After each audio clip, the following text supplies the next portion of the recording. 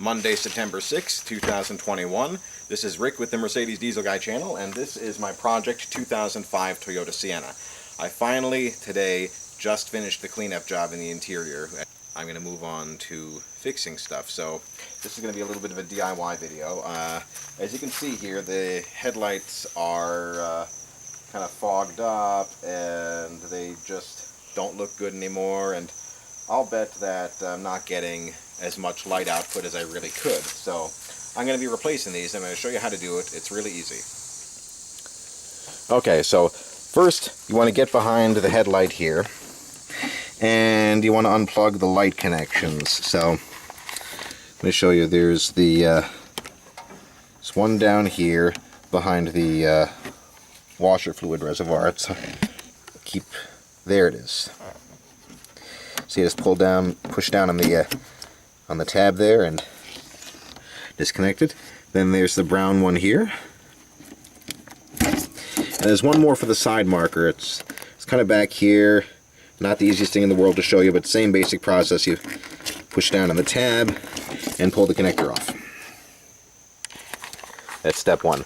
Step two is you remove the fasteners holding it in. So there's actually three of them. Two of them are really easy to get to. There's one Phillips head screw here, which you could also use a wrench on. It looks like 10 millimeter to me, but don't quote me on that. Same here. And then there's one fastener that is not easy to get to. It is actually behind the bumper cover here. In order to get the headlight out, I actually did have to pop the bumper cover here out of the clips here now. So basically you would just carefully put a screwdriver in here and hit this tab, and this tab, and release these three, and that actually would also give you access to that screw that I reached in to find. So I was able to get it out, and I was right, it is 10 millimeter. It only took about a minute. But then I still had trouble getting the headlight out, and I realized there is one more screw right down there. You got to pop out these clips on the grill here, and you can see that one more screw down there. So I'm going to remove that, and I should be able to get the headlight out now. Okay, now, hopefully, I should be able to pull this out.